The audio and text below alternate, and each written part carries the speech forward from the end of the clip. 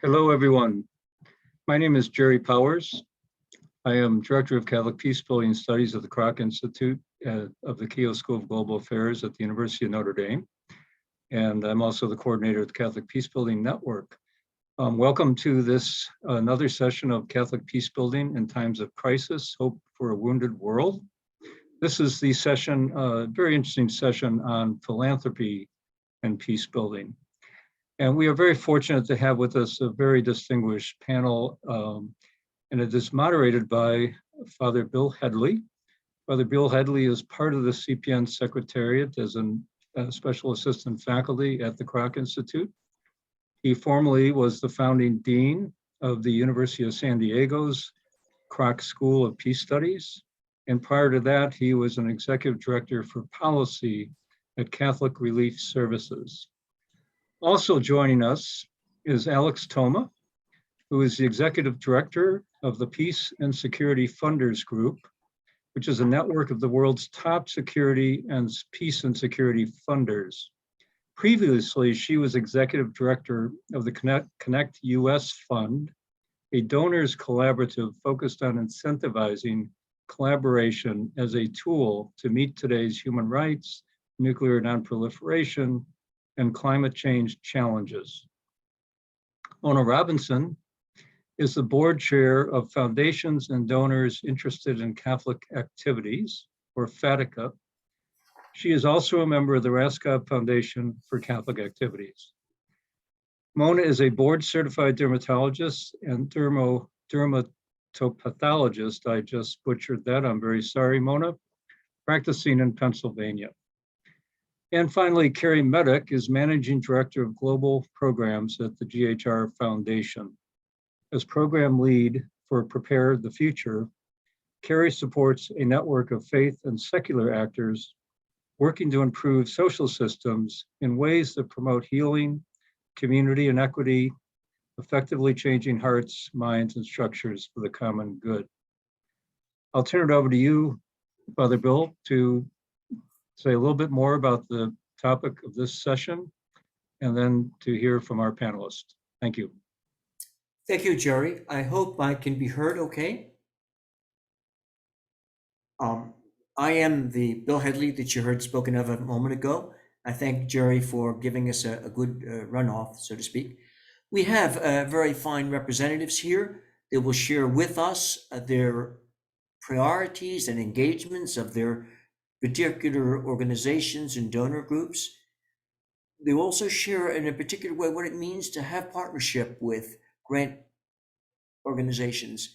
And certainly they will share as we go along many insights and thoughts that they have and experiences they've gained over the years. So we'll begin with that particular person now who will do the first presentation, and that's Alexia Toma, and she's going to give us the big picture, so to speak, the whole relationship between philanthropy and peace building as they've come to learn it. And she will give kind of hints and ideas as she goes along the way. Please, Alexia.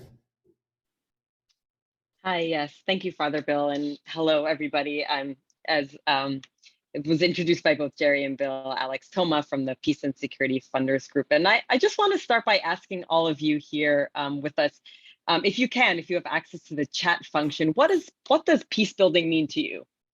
And just take a couple of seconds and just put in, what does peace building mean to you in the chat?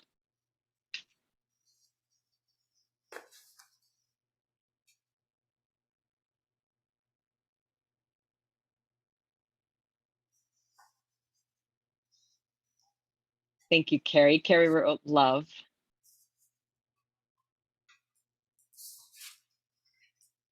I'm using my time for this experiment to try and involve some of you all in the audience. Thank you. Maddie wrote flourishing. So peace building means love, it means flourishing.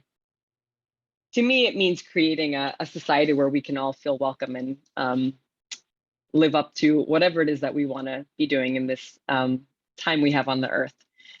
So if people want to continue to put in, what does peace building mean to you, I welcome you to do that. I asked you to do that because I wanted to just sort of showcase the diversity and what peace building means to different people. Even, the few of us that responded, it means different things to different people. It's a very large and diverse space, but it's also a very small space. And I'll, in terms of funding, and I'll explain in a second what I mean by that. Essentially, what we tried to do at the Peace and Security Funding group, PSFG, is we created a peace and security funding map. And I think maybe someone can share the link in the chat function. But the peace and security funding map was essentially an opportunity for us to showcase, who is in this sector, this peace and security sector, what are they funding and how are they funding it? It's a public and it's a free resource. And I do want to share that with everybody here. And I'm actually not sure if, here we go, I will put it in the, there we go. So I just put it in the chat for people. It's peaceandsecurityindex.org/map. You can check that out. We welcome you to use that map. But basically, as you can see from this map, peace and security encompasses everything from fighting to prevent genocide and to prevent atrocities. It includes peace building, and it includes helping refugees, and it also includes preventing cyber crimes, preventing nuclear terrorism, so kind of the more like harder aspects of security. So peace and security really means a lot to a lot of different people, peace building similarly. And unfortunately, this sector is really only funded at about 1% of all funding available in the world. That's it, just 1%, less than 1% goes to peace and security writ large, and even a smaller amount goes to peace building itself. So one of the things that I am hopeful, at least for this panel and other panels on peace building, is to inspire more people to give towards this really, really important work that all of you are working on, that we're all working on. There's only about $400 million. It seems like a lot of money, but if we're talking about preventing genocide and preventing nuclear terrorism, that's not a lot of money. Again, less than 1% goes to peace and security. And actually, we think that peace is foundational to all the other things that we care about, from taking care of the climate to taking care of girls' education, if you will. So it really is, if you don't have peace in a community, it's really, really hard to do much of anything else, as we're seeing right now in Ukraine. So what I'm hopeful of is to share with you a little bit more about, what does peace building look like? Who are the funders in this space, and what you can do to sort of attract more funding. So the first thing I want to say is that peace building itself encompasses everything from academics, a lot of folks, at our partners at the Kroc School, to grassroots peace builders in the global north, in the global south, with various different languages. Some are faith-based communities, and some are folks of no faith background at all, and everything in between, young people, old people, really everything. The one thing you will notice, though, if you play around with the map and you look at the sort of peace building section, is that we are not connected. We are not connected between our various communities. And because there's so little money in this space, that's what I encourage both funders, but also you as practitioners in the space to do more of, to collaborate, to connect more with your colleagues in the space. The peace building space itself within peace and security is only about 25 million. Last year, it was 25 million. There were 25 funders that we identified. There may be more. Our map has some certain limitations, but it's not a lot of money. And there's so much great work that we need to be doing together. So one of the things that I was asked to speak about is, what are some of the trends that we're seeing? One of the things that we are seeing a lot of in this space is really a focus on locally led peace building. So you all in the communities in which we serve and support know best what is necessary to get peace into your community. So a lot of the focus more recently in the past 3 to 5 years is really on locally led peace building. How do we best support you? The second big trend is trust-based philanthropy. And there's a couple of reports that we can share. I think, Veronica, if you could share the reports to PSFG's website, and if not, I can share them after my remarks. Thank you. Is really just what can we be doing to support you and give you the space to do what you need to do. And so that's the sort of second big trend.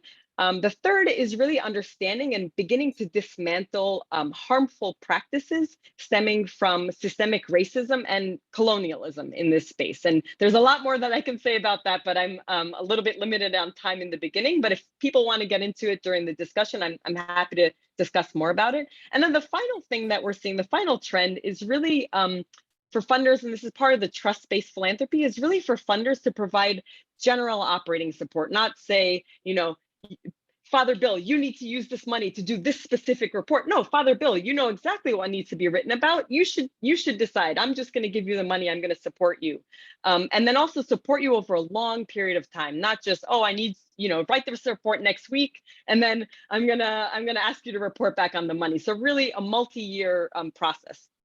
So that's sort of a little bit about the peace and security space, the peace building space, the money, the actors, and then the trends. And perhaps I'll stop there. Thank you. Thank you very much, Alexia.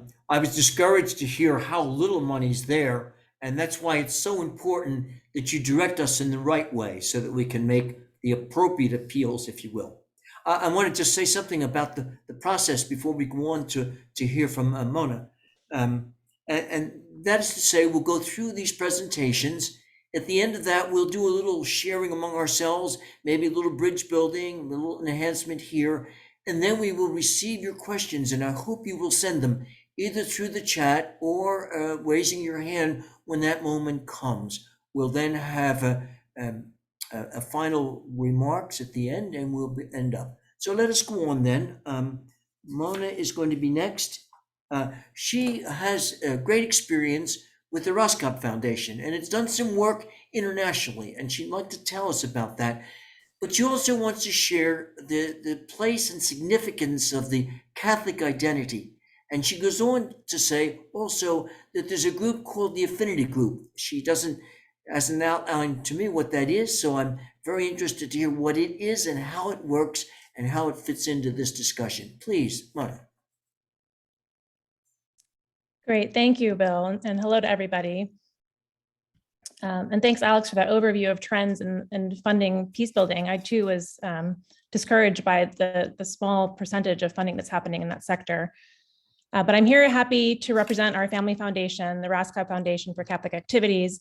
And I thought it'd be helpful to talk a little about who we are, how we fund, and give some examples of projects we funded and challenges we've encountered in the peace building sector. The Rascal Foundation is a private family foundation that was founded about 75 years ago by my great-grandparents, John and Helena Raskob. They were committed to service and living their Catholic faith. And in setting up the foundation, they entrusted their descendants to steward the assets in service to the church and its many ministries around the world. The foundation is actually entirely governed by volunteer family members. Today, there are about 80 active members, or we call them cousins, who review grant applications and make recommendations to the board, which is also all made up of family members. We are into our 5th generation and are expanding rapidly.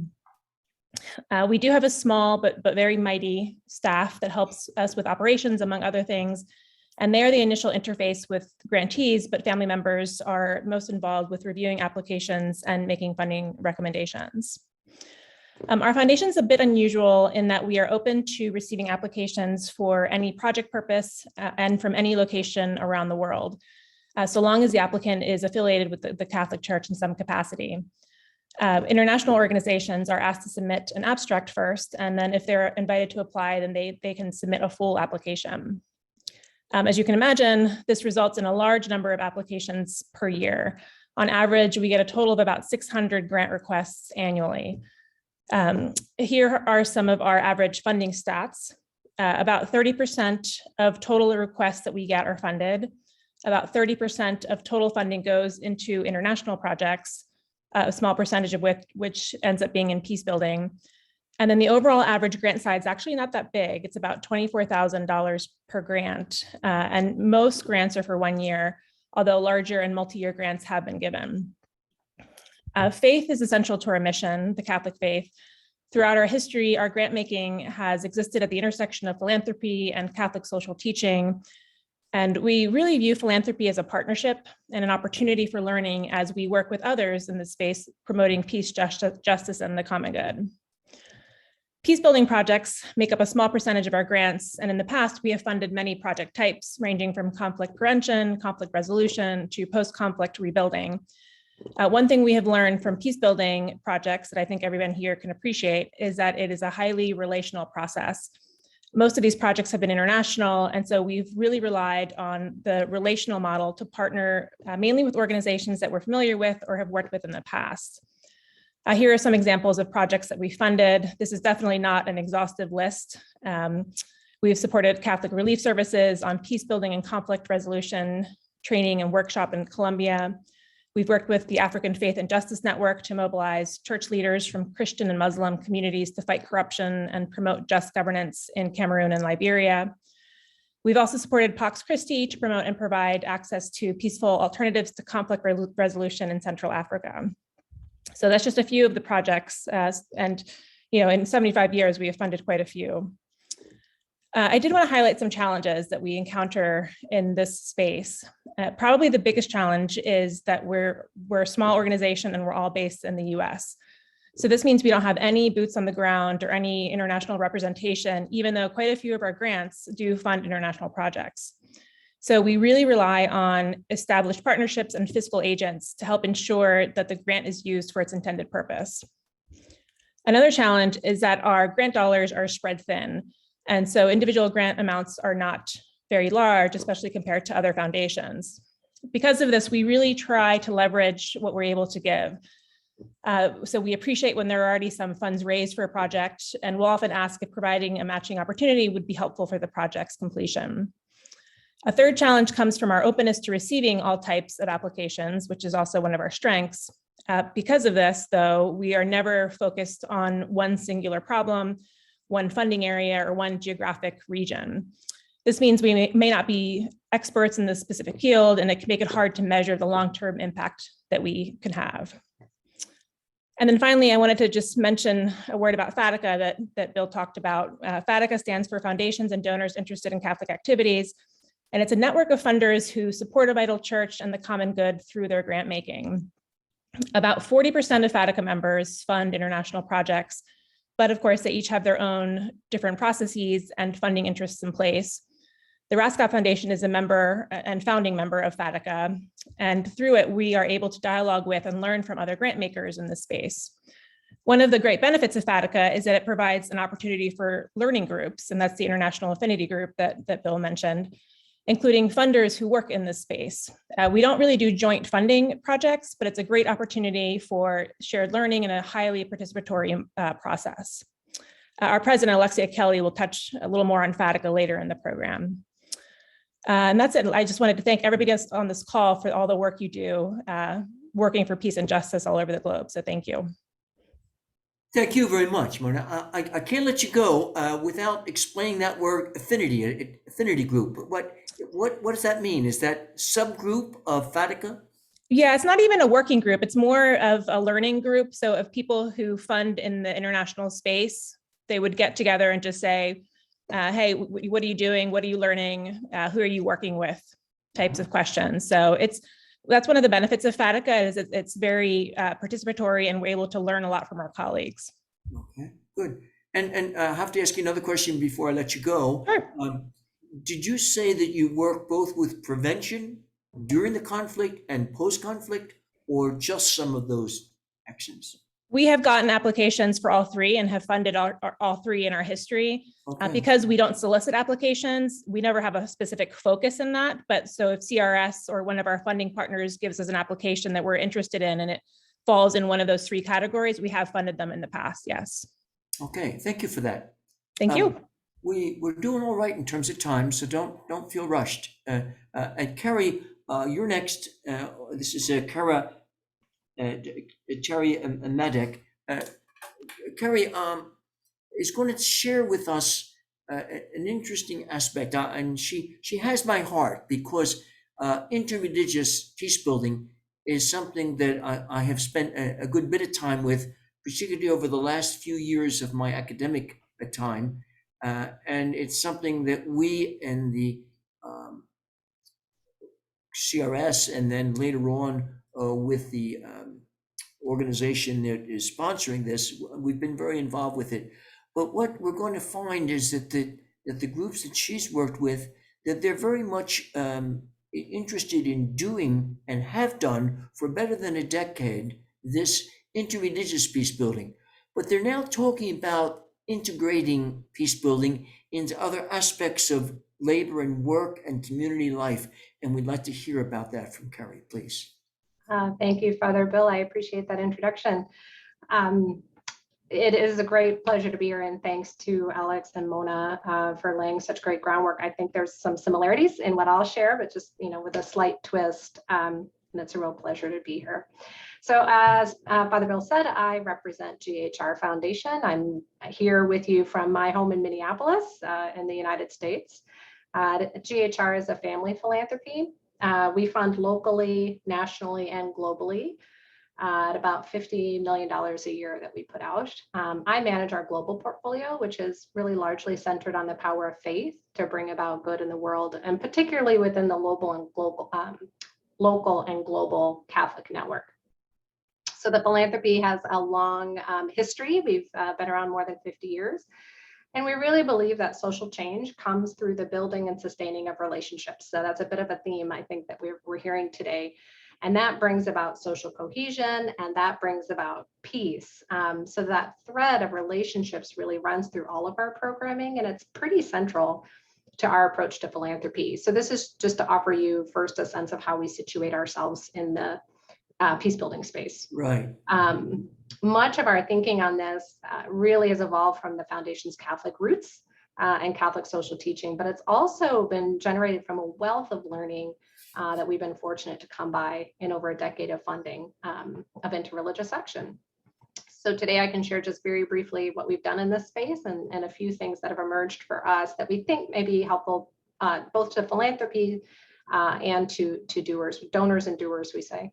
And just keep in mind that GHR really entered the peace building area discreetly through the interreligious lens. There's lots of different ways to enter the space, of course. And we recently just came through a 12-year, $23 million program of funding interreligious action in a variety of geographies and programs. It was specifically to support organizations and tools and projects that bring people together of different religions in community to identify and resolve social challenges together, while also learning more about one another's faith and getting to know one another at a human level. In short, what we really found in that body of work is that interreligious cooperation does in fact lead to positive change at the local level, both in terms of the social issue that's being addressed, but also in terms of peace building in general. For example, we saw child marriage was curtailed, conflicts over water access were lessened, safe elections were held. We saw greater bed net usage, thus huge reductions in malaria. We saw village savings and loan programs were bolstered, where that added financial stability really helped mitigate conflict. And this was all as a result of more critically involving local religious leaders in the social change process from the very beginning. So in essence, we really believe, and Alex sort of said something similar, that anyone working to bring about social change really needs to be thoughtful about peace building in their approach, particularly when they're working in a locally led way, or else you really risk leaving results on the table and sustainability of those results. We also learned, as has been mentioned, that it's a highly fractured space, which really makes systemic change challenging. So for those donors who are really trying to look at changing an entire system, this is an expensive system to change. But we did see some positive gains in that area as well. So in the areas of developing and connecting knowledge hubs, bringing together research and evidence and practitioners in centralized hubs was an added value. Building regional and organizational capacity, deploying training and evaluation tools to bolster the next generation of bridge builders. So these were things we saw emerge over a decade, and the space is really accelerating because of some of those contributions. So we do have a report that provides more depth on the results and findings from our investment over the past decade, and you can find that on our website, or CPN may be sharing it as a link. And that can provide greater detail to the types of organizations and the work that we funded and what it meant for those partners, but also how it informed a bit of what GHR is doing now. one of the three sort of key insights that emerged for us as we were thinking about our portfolio writ large, I'll cover them briefly and then I'll come to a close, are the importance of the ecosystem, the importance of capacity, and the importance of values. So just briefly on those three, on the ecosystem, peace building and interreligious action really depends on a strong ecosystem of support, so that donors and doers must keep in mind the local, national, regional, and global context within which the work takes place. And that doesn't mean you need to bite off the whole universe, but what we encourage, where we saw progress, was this active connection with leaders at each of those levels, however it relates to the work or change that you aim to advance. So if you're working locally, who do you need to know at the national level to really sustain efforts over time? If you're working globally, who are the real movers and shakers on the ground that can really enable change? So being mindful of those connecting of the dots and then seizing and strengthening those interconnections to help create an environment of knowledge exchange, bottom up and top down. And that begins to inform what we saw, began to inform the narrative of how peace building or lack of peace is a fundamental underlying challenge of any social change initiative that we seek to tackle.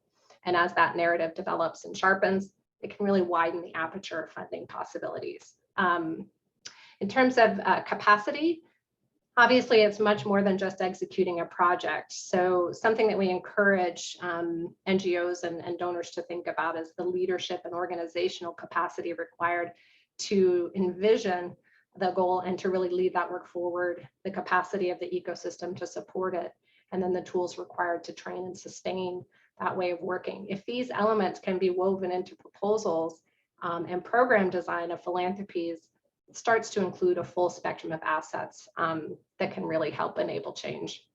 And then finally, the importance of values. So what emerged for us out of our decade of work was really a deeper understanding of who we are as a foundation and what our core values are in terms of how we work. And then we found that was strongly linked to our Catholic roots. So for example, a through line to the work was subsidiarity. So enabling decision-making really at the lowest level of authority and not dictating from top down. Accompaniment, so being present through the difficult work of an evolving practice, of course corrections, of missteps. Then the idea of creating conditions where those most impacted are really part of charting the course forward and really carrying that forward, and then bridging divides. So really equipping people with the skills and tools to build bridges between religions and with the public and private sector. So if we think about those three things, the ecosystem, capacity, and values, working those in, taking a moment to think about those and working them into proposals can really help strengthen the case of positioning a body of work within a landscape and connecting it to the values of the organization. And that just makes a stronger funding proposal as well as stronger position for partnering with others. So that's just a bit of a nutshell of 12 years of our work, in addition to the report that you can access on our website if you'd like to read more fully. And I'll stop there, and if there are questions, we can get to those. 12 years in 6 or 8 minutes. That's not an easy task, I must say, for any of us. And that would be true of the other comments that were made. But I must say, I need to come back. I had used the expression integration in contrast to interreligious peace building, that maybe that was an area that you're moving into. I didn't hear that as a word, but I heard things that sound like it. Can you clarify that for me? Yeah, happy to. So the decade of work that we did was about the field of interreligious and really trying to understand what it is, how to bolster it. And as we move into the next phase of our work, it's with the organizations that we're working with. How are they thinking about these same things as they go through their organizational development, as they design human development projects? How is peace building and some of these pieces built into who they are, how they measure success, how they deploy projects? So that's a bit of what we mean about pulling that into our body of work across our global and local social change efforts. I remember in CRS, it was a big change when we spoke of freestanding peace building efforts, and integrated peace building? Were you involved in all the projects that we were Exactly. involved in at that point? It was quite a transformation at that time, and you got all kinds of feelings like peace builders felt that they were going to be out of a job, and all sorts of Yeah. very intimate feelings associated with that. It is Thank you tricky to very make a much for pivot your like that. yeah, Yeah. good. Well, thank you for, and I was really impressed also to hear of a capacity. One thinks immediately of how much you're able to do and how much funding you have, but you began to talk about it in terms of the building capacity among your partners that you work with. You use the Yes. example of leadership so Yes. that they could take up a lot of these responsibilities for themselves after the funding period perhaps was over. That's Okay. exactly how we think about it. Yeah. That's great, really good. Well, we've come to a moment of everyone's had a chance to make a presentation. We have another one that we want to hear at the very end. But I thought now as you listen to what we've had to say to each other and to our listeners, maybe there's something that was left out or some connector that you'd like to make. I wonder if any of you would have a comment like that before we open it to more general questions.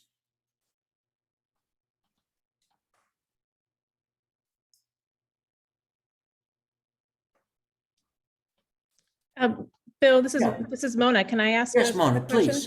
please. So Kerry mentioned subsidiarity, and Alex referenced it in one of her themes of locally led peace building, and just as part of Catholic social teaching, that's important to us at the Raskob Foundation. So I'd love to hear Alex's thoughts on how your network sort of finds those opportunities or is promoting that concept. Yeah, I'm That's actually great. glad you brought that up, Mona. Yeah, I was actually thinking more about the Catholic tenet around solidarity and less about subsidiarity.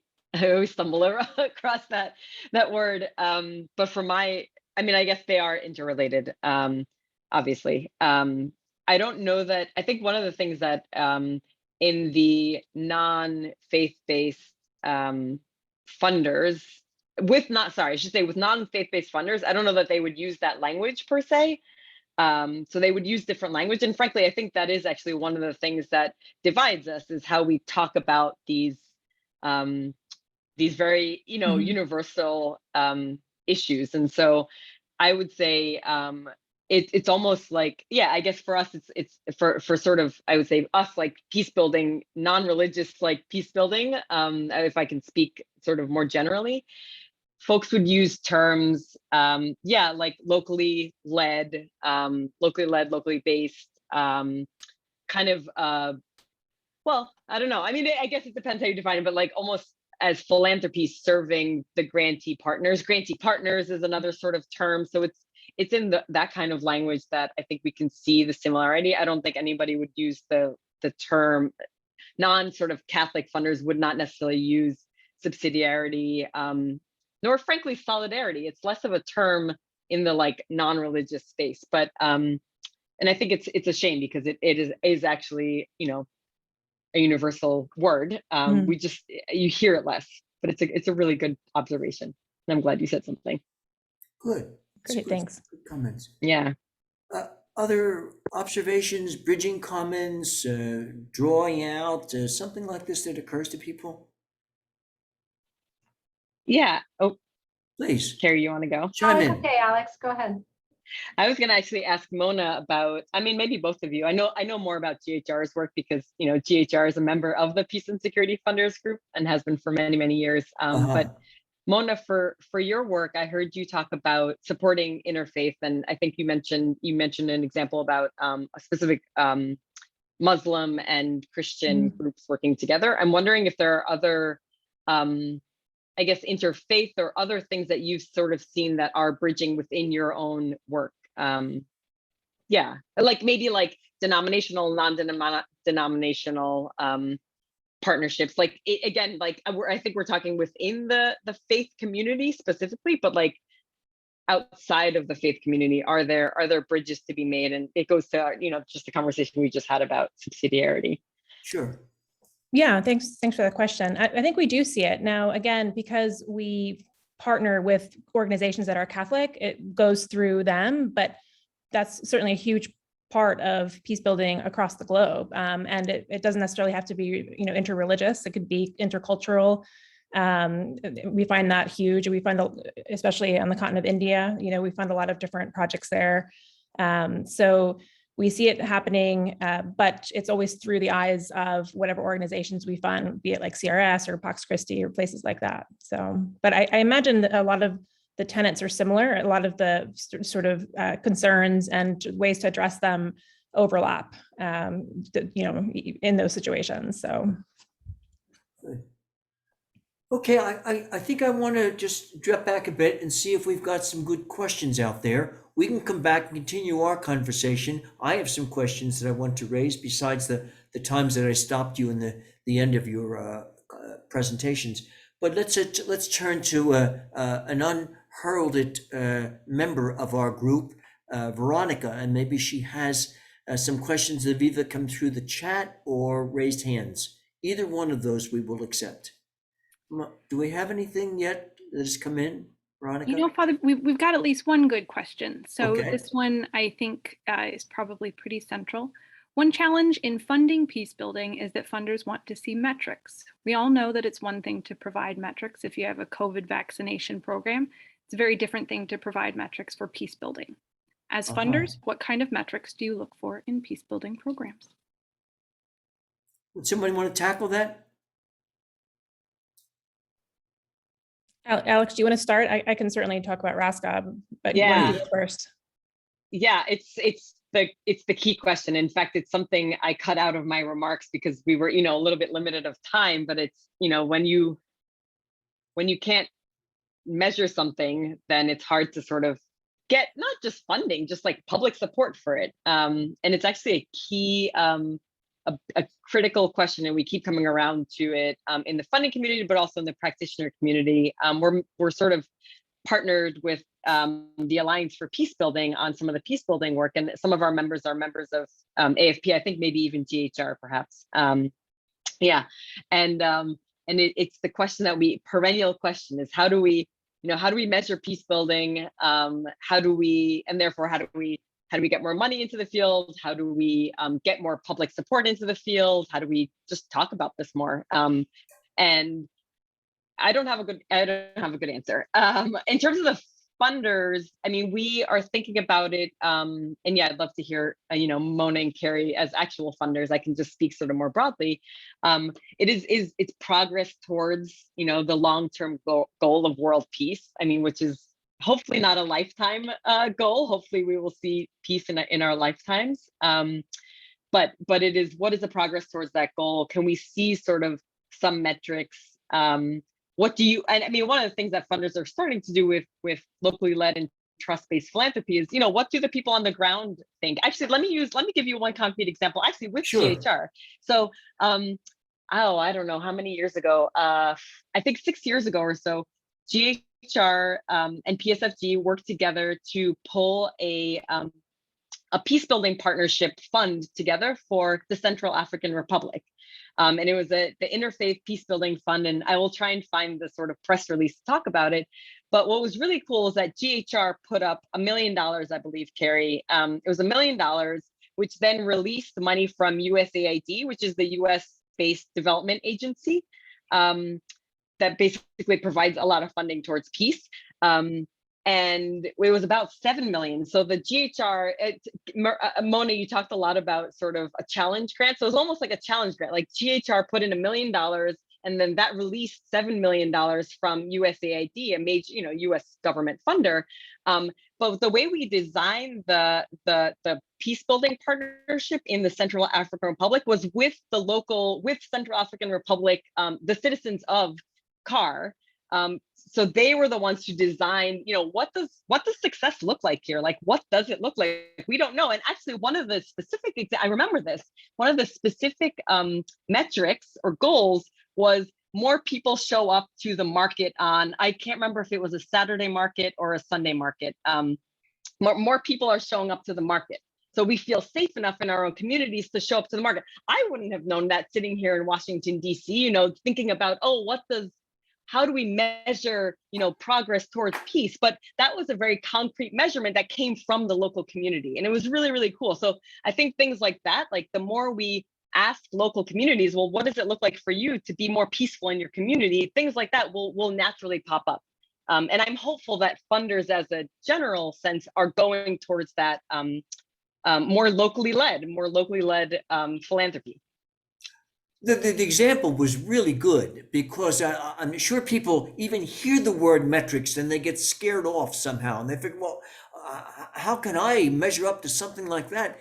And something as simple as that, people coming to a marketplace on a given day is very good example of it can work for people. Ordinary peace builders can come up with suggestions like that. Very good, very good. How about others? Can others address the metrics question? I can just briefly. So Please. as I mentioned, we're a little bit different. And since we're smaller and primarily fund just annual grants, we focus on the short term and it's just a project report. So we're hopeful that the funds that we do are part of a bigger scheme that, as Alex mentioned, is eventually will come about. But we can't say that 5 years, 10 years down the road that our participation, we can't pinpoint and say, hey, that was because, of our partnership. Okay.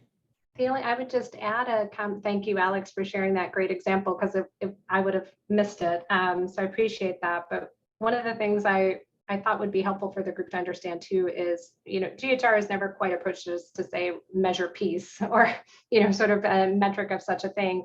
And it's more about trying to understand the standards and norms that should be in place that can enable peace. And how do we just look for those things and ensure that they're there? So that's a bit of the funding that we've done around building tools and norms. So then we know how to apply those, and all we're measuring is the application, not necessarily something that takes 45 years to achieve. So there's different ways of thinking about measurement. Nice. Let me bring a question in, but I'll follow the good example and give an example that will make it. My question has to do with the Catholicism and the values that are associated with that. And do you run into real conflicts with that on the ground? Here's an example. It was the great tsunami in Asia that happened. I was up there, and the local CRS people had asked the question, what do you really want?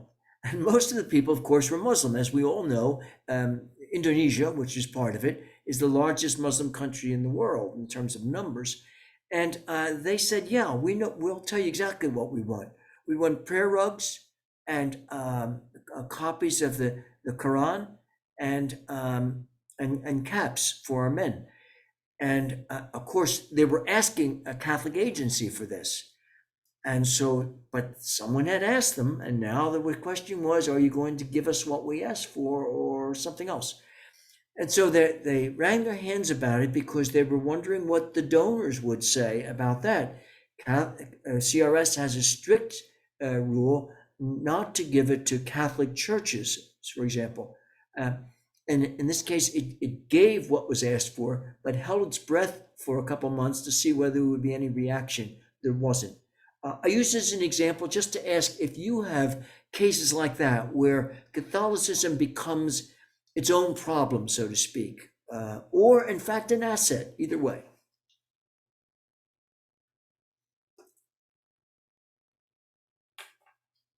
Well, I'll start. And okay. Maybe if I gave it more thought, I'd have a more in-depth answer. But the immediate thing that comes to mind is it's most often has been an asset. Because it changes the kinds of questions we ask typically, and they become much more human level questions and less tactical. And that opens the door, I think, for things like partnership and relationship and engagement at a different level. So the example you just shared, of course, GHR would be fine with that, because part of what we try to center is the need of the individual. And we serve because we're Catholic, not because others are Catholic. So I have found it's been an asset. I can't think of an occasion where it's been a hindrance, but I'm sure there has been an occasion. It's just not in my experience. Okay, that's good.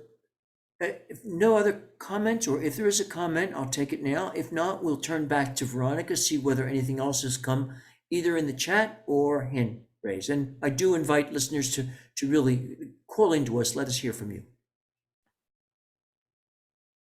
Veronica, anything there? Another question we can pull out is kind of looking in the other direction. So when you're speaking to peace builders, what would you like to know about peace building from peace builders that would help you to strengthen your approach to funding peace building? Very good. Anyone want to tackle that?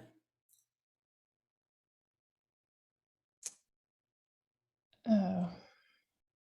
I smell smoke. Something's going on, I'm sure. That's a tough one. So what we would want to know from peace builders as funders. Would you want to repeat the question, Veronica? Sure. So what would you like to know about peace building from peace builders that would help you to strengthen your approach in funding peace building? Uh-huh. I mean, I'm probably the least knowledgeable in the space here, so I would just start by asking their greatest challenges. But I'm assuming that would change depending on the specific area and project. So I'm sure Alex has more information specifically than that. Yeah, I mean, no, I think Mona, you're on the right track. It's yeah, I guess I would ask is, what can we learn from you? What are we not seeing? Who is not at the table? What is working? What is not working? So like you said, challenges, opportunities. Is our strategy? Well, again, I'm coming from a sort of trust-based philanthropy model where I'm very open. I'm very willing to sort of change my mind and based on local realities. So many funders are not. They think they sort of know how things go and this is the way we want to do it, even though it may not work on the ground. So I would say, again, from my perspective, what about my strategy is missing, or what could I be doing more of? And it does put we do talk a lot about, we're very open and we want to hear from grantees, but of course, I mean, naturally there is a power dynamic that needs to be recognized, and funders have the power because they have money, they have ability to influence because of the money, and so it's really, really, really hard. Say, oh, we want your feedback. We do want it, but then when you hear it, it's sometimes it can sting, or it can people do have egos. There's there's the rare person that does not have that. So I think there are ways to do it. There are a lot of now intermediary organizations that take anonymous feedback from grantees and feed it to the funder, so that the grantee partner doesn't have to say, hey, Father Bill, you really should be doing it this way. But you can kind of anonymize it and through a neutral third party. That's another way to do it. But that's what I would say. Good. Thank you. Good response. Someone else want to tackle that one? I'm not sure that I have much to add. I did notice we had a hand raised. I don't know if we want to try to take the question from the group. We'll take that. Just give you a chance first. And we'll... Yeah, I don't have much to add. I think we typically approach it very similarly. Okay. What is your world like? What do we not know? How can we be useful to you? Tell us what you think we don't know. You're probably right. Okay. So those are the kinds of conversations you tend to go have. with a certain openness to hear from them what their needs are. Yes. Yep. Right. Good. Yeah. And you don't like to circumscribe that too tightly. Well, we don't. And I think part of the value, not every donor can. It depends on how you structure your program, right? And so like with Raskob, because they're open, they're by design able to ask those questions. And in GHR, we didn't pick a problem to solve and said, whatever it takes, we're going to build peace. We didn't really do that. We simply said, we just kind of want to learn in this space and try to understand how we can support what's happening. And so we go into it very humbly and admitting like, we're not really sure what's going on. And so we want information. Good. Those who pick an issue, it's a bit more difficult to be open because you're sort of prescribing a change. And that's just kind of it's a bit more of a rigid approach. Excellent. So, Not bad, just different. So keep it loose and open, so to speak, huh? Good. Veronica, was there a hand raised that you could pass on to us? Not the hand, of course, just the idea. I believe we did have a hand raised. I don't know, it was Marianne. I don't know if she's still interested in speaking up. We can give her a minute to join. If not, we have another question from. Good. Let's take the other question so we can keep moving here. We're running close to time now. Okay. So what would you say to those who think engaging in peace building work is quote unquote too political? Or how would you help funders and peace builders communicate between one another around political sensitivities?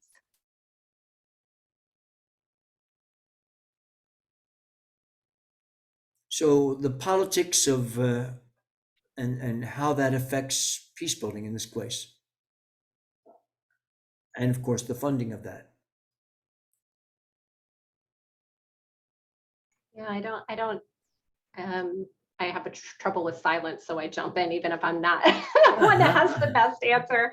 I don't know that I have the best answer for that.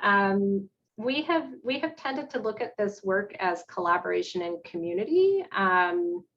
And because we're focused on building the capacity for community to do whatever they decide they need to do, we don't really view it through a political lens. So I'm struggling to have a helpful response.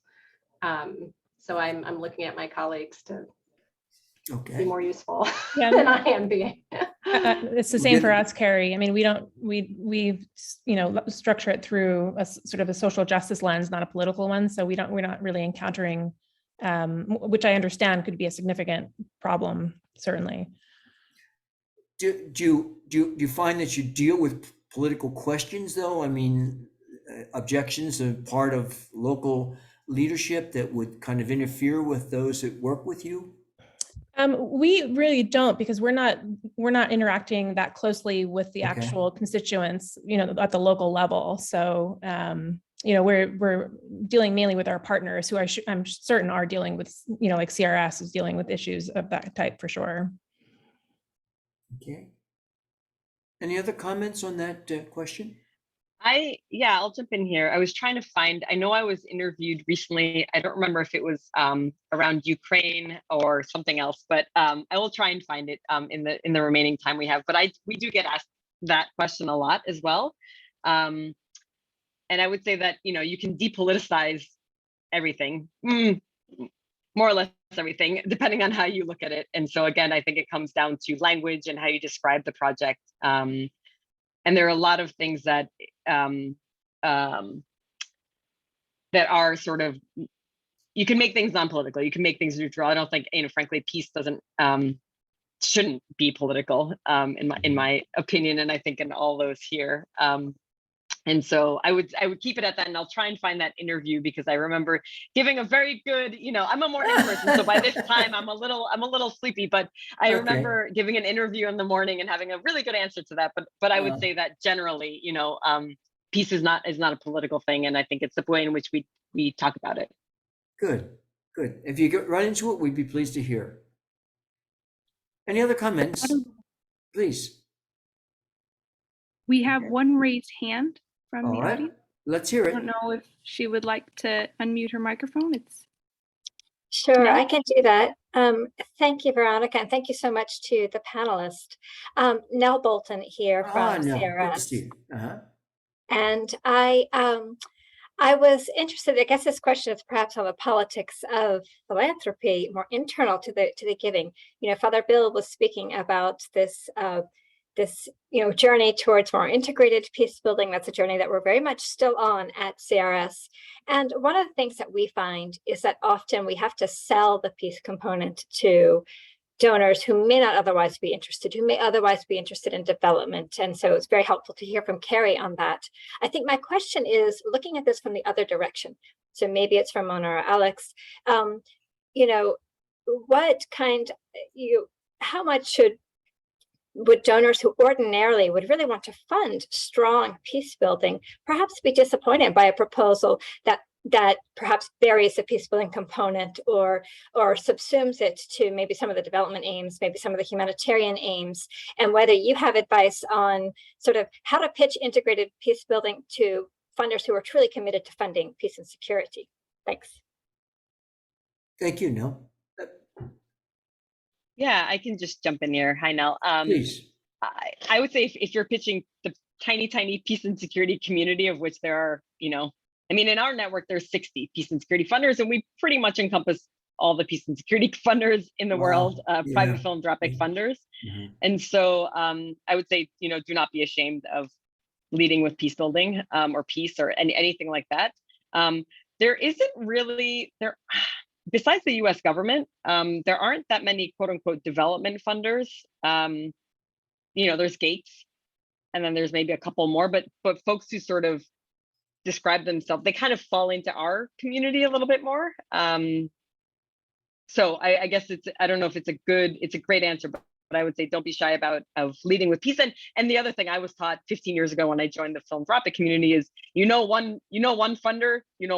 So there's no necessarily like a generalized, I know you're laughing because you probably also know that, there's no generalized sort of, rules of thumb for across the board.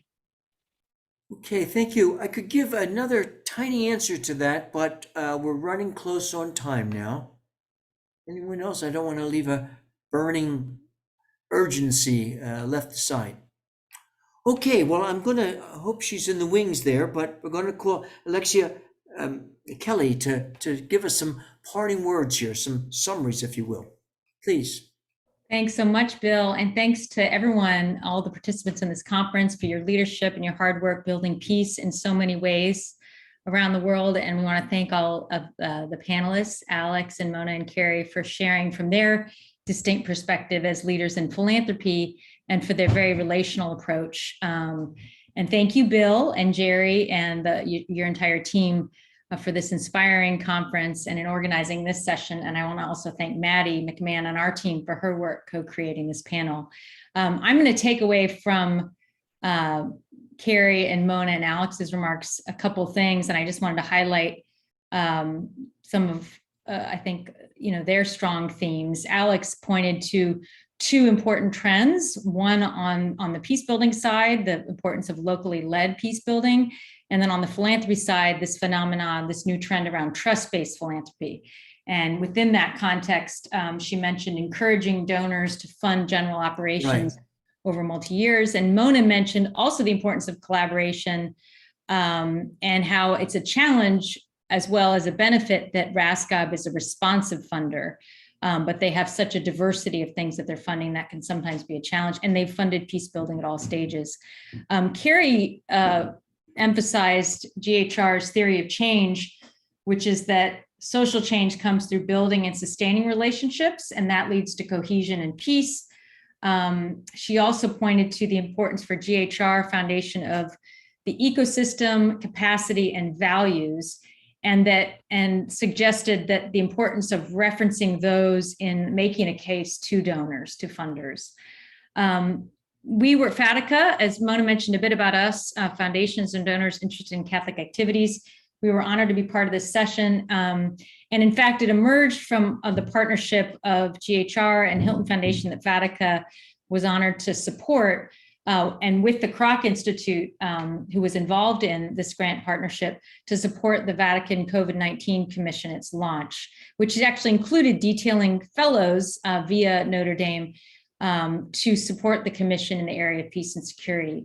Mona mentioned FADICA. We are a Catholic philanthropic network and a peer community, and we're informed and inspired by Catholic social teaching and broadly support effective Catholic philanthropy by supporting shared learning, collaboration, exchanging best practices. Raskob and GHR are both longtime members, and Raskob is a founding member. And we also provide resources to our members to support the vocation and spirituality of giving. Our members have diverse funding priorities and interests and include both responsive grant making and more strategic, restricted grant making. And the issues that they fund, as I mentioned, are broad, ranging from Catholic education to global health to humanitarian aid, poverty alleviation, anti-trafficking, and we have diverse types of members. So we have family foundations, religiously sponsored foundations, individual donors, often operating through a donor advised fund, for example. And peace building certainly intersects with many of the core priorities of our members. I would think, So just want to emphasize that. And more, I think we're working with and members are looking through the lens of integral human development, taking Pope Francis's lead on that. I think so that's an important framework that encompasses and lifts up peace building. I just want to close and mention 2 resources that may be useful to you or your partners. One is the Catholic Funding Guide.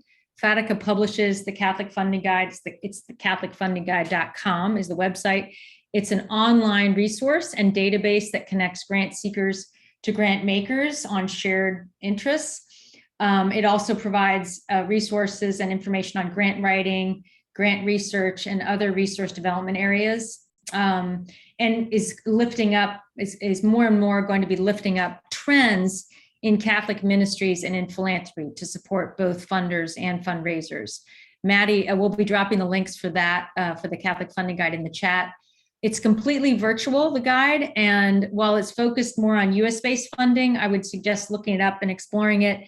There are a number of listed funders who support organizations outside the United States. The second resource is Mission Project Service. This is another great Catholic funding resource, and it's sponsored by the Oblates of Mary Immaculate. And Mission Project Service has a funding guide that lists information on foundations or other organizations, grant-making organizations that support Catholic projects around the world, in particular in the area of mission and pastoral and human development. And it hosts resources for grant writing as well in both English, Spanish, and French languages. So just want to end mentioning those resources, and the links will be in your chat, Mission Project Service and the Catholic Funding Guide.com. Again, thank you all for this engaging conversation and for your leadership to build a peaceful world where all people and creatures can flourish. And I second that. Thank you, as well as an appreciation of all that you mentioned. Thank you very much, everybody, for your participation.